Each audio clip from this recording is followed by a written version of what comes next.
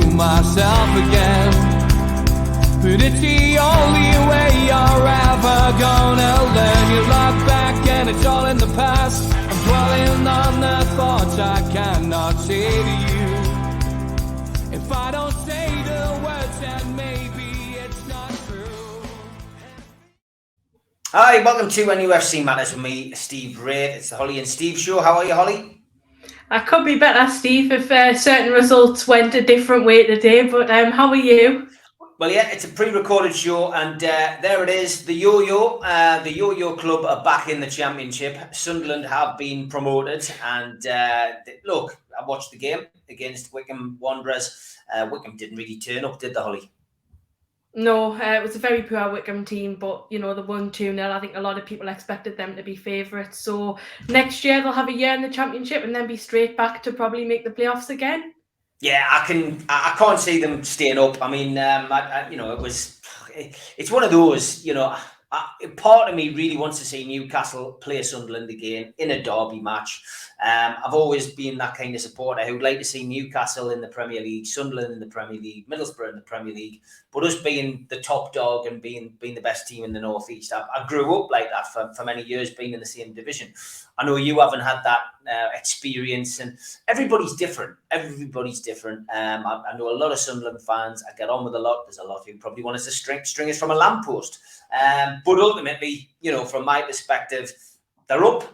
They're in the Championship. Let's see what happens. But it's not our problem. We're in the Premiership, and we've got a little bit of money to spend in the summer, Holly. So let's concentrate on that. And I do want to dedicate this show to somebody who really has inspired me over the last few years. Somebody who, isn't just a great footballer, but he's a leader of men. He's somebody who can, do a proper celebration. Somebody who you would probably name a stand after at some point. It's, of course, Matt Ritchie. I want to dedicate the show to Matt Ritchie today, Holly, because he's been such a great player at Newcastle. And I hope when I'm at Turf Moor, watching Newcastle play Burnley in the final game of the season, that not only is Matt Ritchie on the pitch, but he's got the captain's armband, because he has been a good servant to the club. Whether you like him or not now, he did a hell of a lot for Newcastle in his time. And I've got a feeling this could be his very last game, or last attempt at a game for Newcastle United.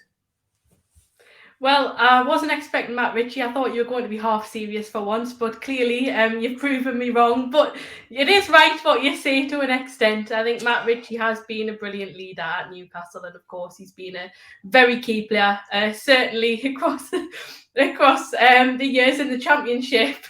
And I know you're going to miss him. So I'd love to see him get that run out against Burnley, purely for you.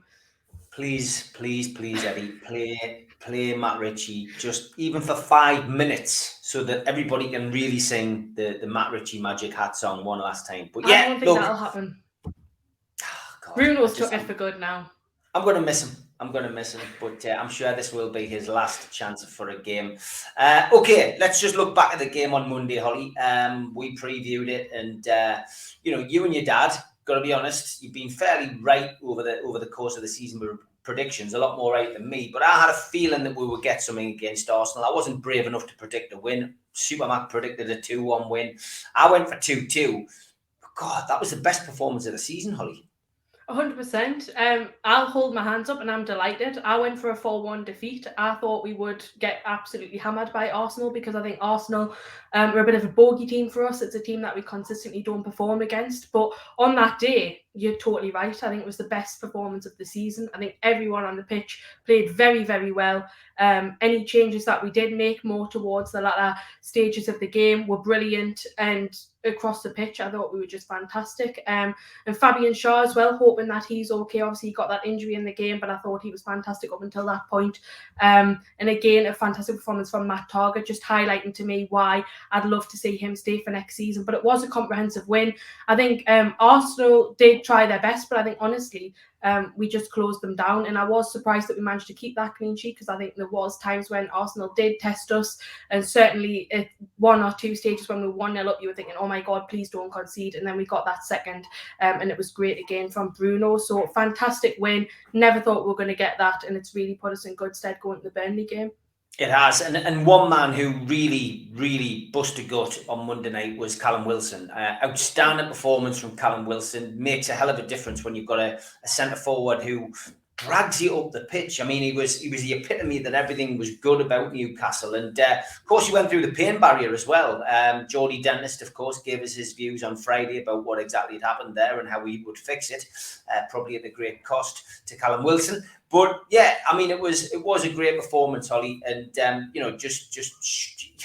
guess we just all hope that he stays fit for a whole season next season, because with performances like that, he could easily hit the 15-20 goal mark.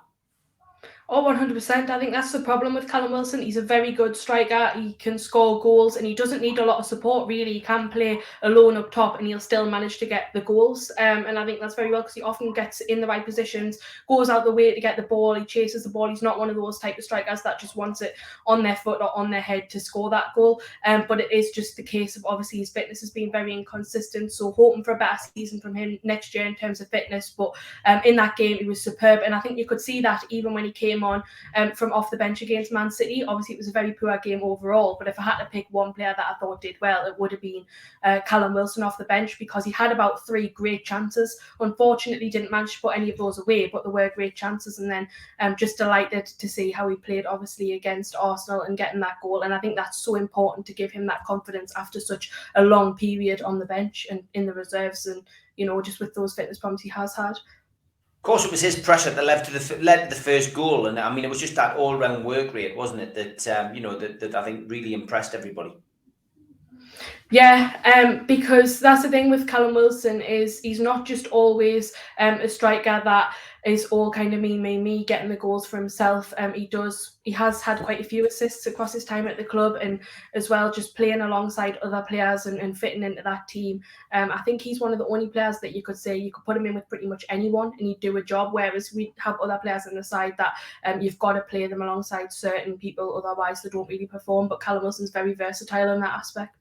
Yeah, no, it certainly is. And it just meant that, obviously little injury to Chris Wood meant he was out the frame. But, we've got Burnley tomorrow. And if he's fit, would you give him a chance to play tomorrow? Would you, he's playing against his old team?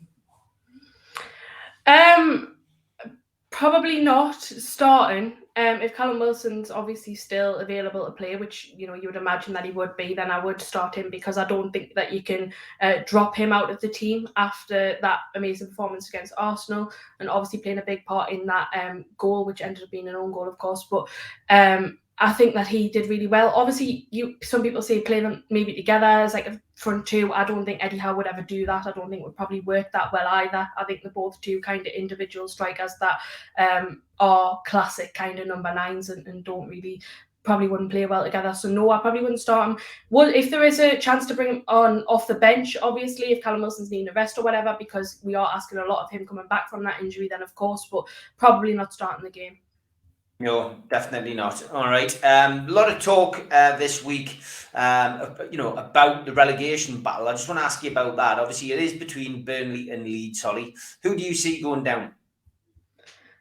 I think Burnley will go down, and I think we'll be the reason why they go down, because I think Newcastle are going to hammer Burnley. Really? Yeah. So you must expect Leeds to get something at Brentford then? Yeah, I think that Brentford's doing okay. They're around mid-table, close to us in the league, I think. But I think that Leeds will definitely have the fight in them to get that result. I can see Leeds probably winning. I think they'll win probably 1-0, 2-1, something like that. And then I think we will absolutely hammer Burnley and send them down, which will be quite entertaining. It will be, yeah. I just hope we treat their fans with a bit of respect when we're down there. I mean, it's not Aston Villa after all. If it was Aston Villa, it would be great. But yeah, let's just remember that we haven't got any beef with Burnley. We don't need to stoke that up. ASM against Arsenal as well. Is that the best performance we've seen from him? Because he seemed to let the ball flow. He got into the right positions. He released the ball early. It's everything we've been asking for him to do this season. He seemed to do it and get it on Monday, and I think that was why the team performance was so good, because we weren't carrying ASM on Monday. Yeah, I wouldn't say it was the best performance we've ever seen from ASM, but certainly in a long time.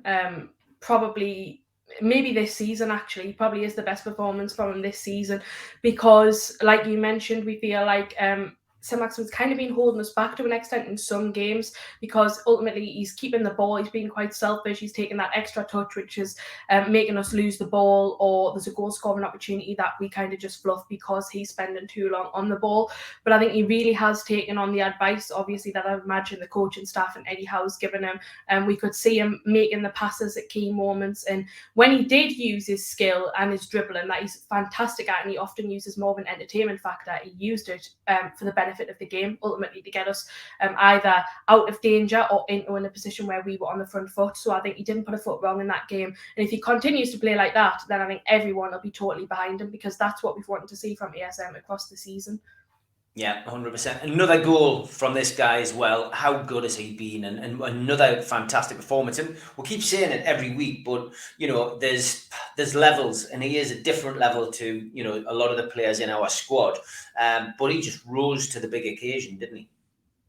As always, and I think with Bruno, he really thrives off the crowd.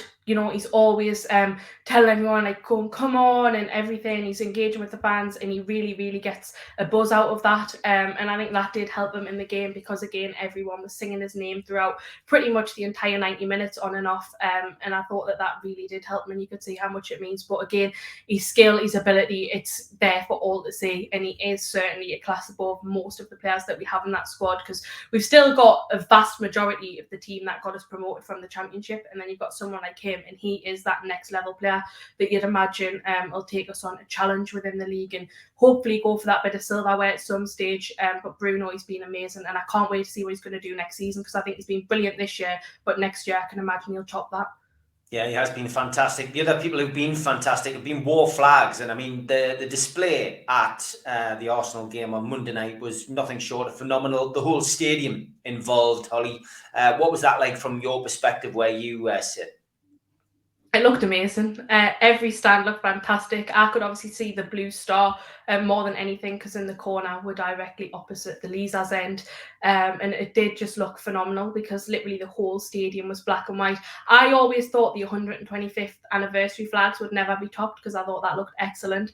But that certainly took the #1 spot from that game, because literally it just looked fantastic. And I haven't seen a lot of the TV footage, but I certainly think that should have got a lot of airtime on Sky, because it just looked unreal. And I think that's probably one of the best flag displays we've seen, not just at Newcastle, but probably in the league this year.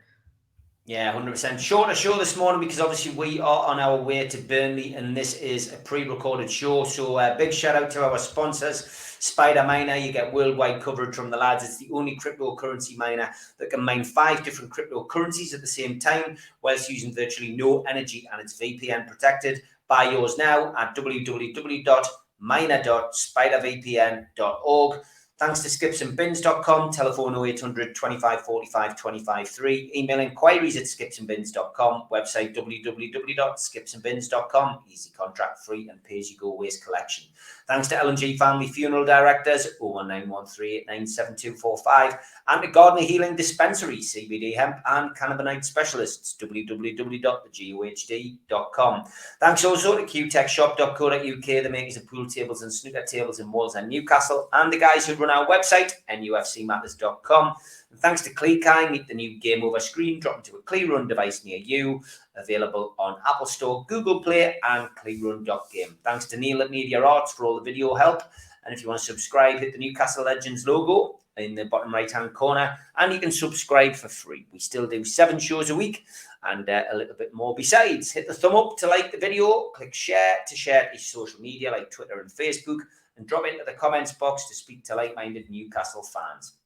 We're also available as a podcast on iTunes, Spotify, and on Podbean. Usually goes up 24 hours after the YouTube show has finished. If you want to become a member, you can either join using the join button on YouTube, or you can pay a one-off fee via the website, NUFCmatters.com. If you do that via the website, you get a cup, a scarf, a membership card, a pen, and entry into the members draw, which happens once a month. And on Friday night, C. Marshall won £50 worth of Amazon vouchers, and he won an Alan Shearer signed presentation kit. So always well worth being a member. If you've got a smartphone, put your camera over the top of the QR code and it will take you straight to the membership part of the website. If you want to subscribe, you can do that for free, of course, and you do get a free car sticker. And if you email john@nufcmatters.com, he will ping your sticker out to you ASAP. Don't forget as well, even though there's no football on at St James's Park now for the next couple of months, we do still need your support at the food bank. Hit NUFC Food Bank, a few NUFC fans, foodbank.co.uk, and make a donation virtually to the Matchday Bucket. We have got an end of season due and the tickets are starting to fly out for this now. Mick Lowe's and Andy Griffin will be at Shearer's Bar Friday the 24th of June. Doors are at 7 o'clock. Tickets are £12. And if you want to get along to that and meet a Newcastle United legend and one of the legends from this platform, then get yourself along to Shearer's Bar Friday the 24th of June. And tickets are available from the shop on nufcmatters.com. We are again doing a raffle for a Shearer Ball, 260 dinner. It was signed by Alan on the night. Limited at 99 tickets, and now at nufcmatters.com to get yourself a chance of winning one of those balls. And they are very nice. We've had a few winners already. Get yourself onto the website, nufcmatters.com. Go to the shop and enter into the raffle. Don't forget as well, later today, I've done a podcast with Frank Bruno. Even if you're not interested in boxing, it's well worth tuning in just to hear him go, know what I mean, Harry? Because he's certainly a character. That was a podcast I did best part of a year ago now, but well worth a listen, and a boxing legend. Was in Newcastle and I took the opportunity to interview him, so well worth getting onto that. Okay, as you know, throughout the season, we have been doing a little slot on this show, which Holly and I have sometimes grimaced at, sometimes laughed at, but most of the time we've had to pick at least one of these plates to stick in our end of season challenge. So roll the music.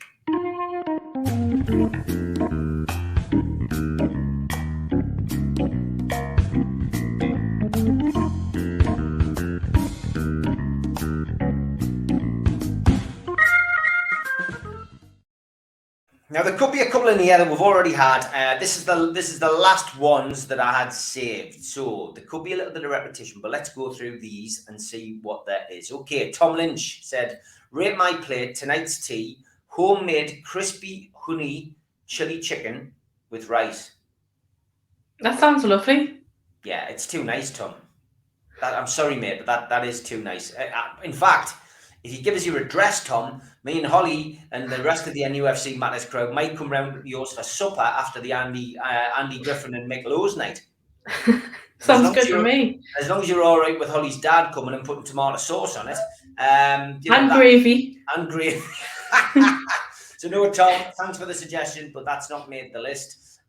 This is from Jimmy Moore in America. Rate my plate: shit on a shingle, he calls it. Creamed chipped beef on toast, eggs and bacon. I feel like that's not that bad, but the beef looks really weird. Yeah, it looks as if it's the back of someone's scalp.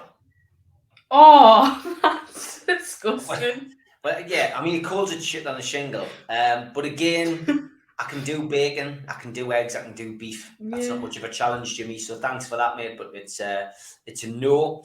Liam Weaver has come up with an absolute classic. Not mine, he says, but I've seen it doing the rounds on Facebook. So basically, it's a Chicago town microwave pizza used as basically a bread bun with a fry up in the middle. Sausage, bacon and egg. Think you might be onto a winner with this one, mate, he says. See, I feel like that would be good. But then, I don't know how I feel about all the cheese with all the breakfast stuff. Oh, that's caused a bit of controversy, right? I'm going to come back to that one, right? Because the jury's out on that. I just wanted to show this one again. This has been my favourite meal so far that's been submitted. So this one has been deliberately left in. Classic mayo on toast by Paul M. Honestly, Holly, the imagination, the creativity, and the time and effort that went into that by Paul M. It's still mind-blowing, Holly. I'll tell you what, it would take a lot of effort if me or you made it, because neither of us can cook. Can't cook, won't cook. This one was from Northumbrian Graham. He said, this has to be a contender. Salmon, mash, and alphabet spaghetti. Well, I don't like salmon, but I don't think that's that bad. It's like when there's nothing left in your freezer, so you just cobble a few bits together, you know? It's like a beano, isn't it? Like put like a beano of stuff together. Yeah, okay. Well, I'll keep that one there as well. This was another one of my favourites, which I've chucked in again because Donna Meat Toasty by Davy D. I think that made the final as well, didn't it? Well, it's in the final. Just because I want that in general. It is in the final. It is in the final list. So that was another one of my favourites. A bit of creativity. And this one from your dad: cheese, hot cross buns with bacon, egg, and yes, tomato sauce. I tried them. They're actually nice. Well, sorry, Dave, that's out. Okay, so we're down to these two then. For the final, are they going to make it? I know we've got enough in the list anyway, Holly. But I don't think that's bad enough.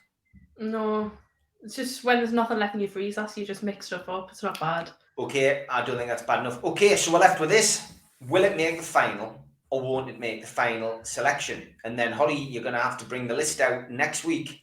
You're going to have to go through them, and we're going to have to say yes or no to each of the ones next week that you've written down. Okay. So is that going to make the final list? It doesn't mean it's going to make the final, but would you? I'm going to say yes because I'll put it on the list because I feel like it's not going to taste horrible, but it's a bit unusual. I think the fact that Liam Weaver's actually made such a big long message about it on Instagram as well, or Facebook, sorry. Yeah, look, let's put that in the final. So add that to the final. So that's a Chicago Town microwave pizza with a fry up in the middle of it. Okay. I'm writing it down. And just because we can, we will play that wonderful, funky music again.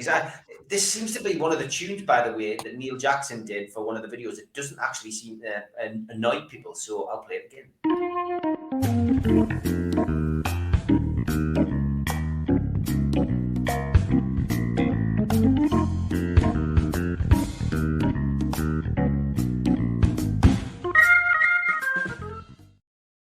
Okay, Newcastle United are at Turf Moor today, and it is a 4 o'clock kickoff. There is no live UK TV coverage because Sky have decided that you'd probably want to watch either Man City win the league or Leeds get relegated. They may have picked the wrong game, who knows? All 2,350 tickets for the away end at Turf Moor today have sold out. Burnley go into this game, of course, out of the bottom three on goal difference and needing to equal or better the outcome of Sunday's game against Brentford against Leeds in order to retain their top flight status. Newcastle, of course, are assured of finishing between 10th and 14th.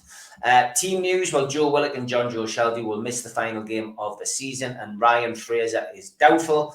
Chris Wood, Fabian Scher both trained on Thursday.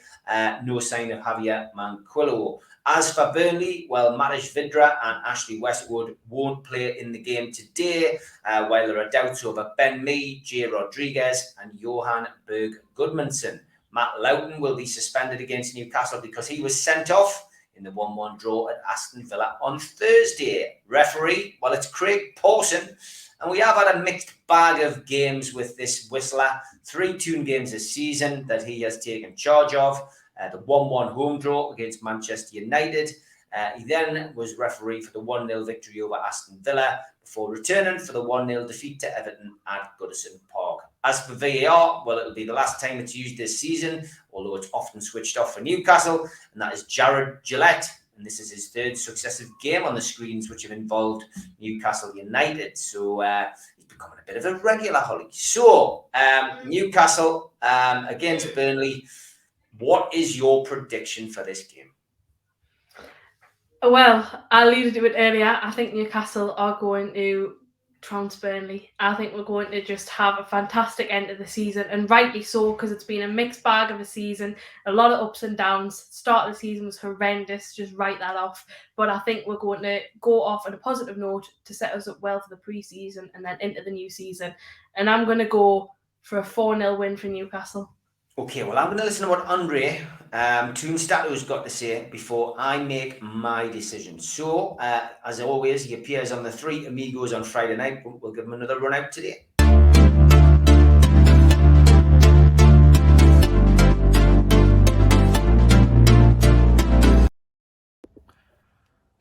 amigos, the last game of an exciting season.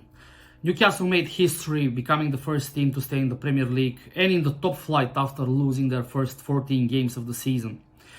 Away to Burnley, and it can be the fourth year in a row that Newcastle will not lose their final away game of the season if we avoid defeat on Sunday. The previous 3 seasons we won the 2 games against Fulham, and we also drew with Brighton in 2020. Actually, after beating Arsenal on Monday, Newcastle has also won 7 of their last 9 home games of the season, the only 2 defeats coming to Liverpool in 2019 and the current season. When it comes to Burnley away from home, in the 5 games so far in the Premier League, Newcastle has won 2, both of them 2-1, lost 2, both of them 1-0, and there's also 1-1 draw between the 2 teams. A lot at stake for Burnley. Their remaining in the Premier League depends on the game on Sunday. While for Newcastle, Callum Wilson has the chance to add to his 6 goals for the season. Otherwise, he would become the top goal scorer for Newcastle with the least goals in the entire history, with only 6 in all competitions. And he's also matching 6 in the Premier League, which was done by John Barnes in 97-98 and John Joe Shelby in 19-20 seasons.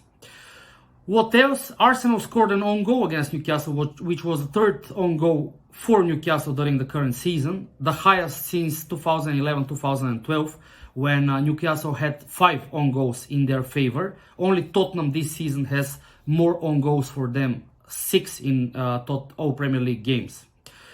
So let's see what happens on Sunday, and no matter what, it has been a fantastic season, and we all know that as of next season things will be drastically different. Away the lads. Thanks again, Andre. Always good to have his views. I am going to go, Holly, for a Newcastle win, and I'm going to be a little bit more reined in than you and your prediction. I'm going to go 2-0. I think Newcastle will win it, but I think Leeds will get beat against Brentford, and I think Burnley will stay up. But Newcastle will win 2-0. Look forward to discussing the match and having our end of season review next week, Holly. So thanks for joining us as always, and take care.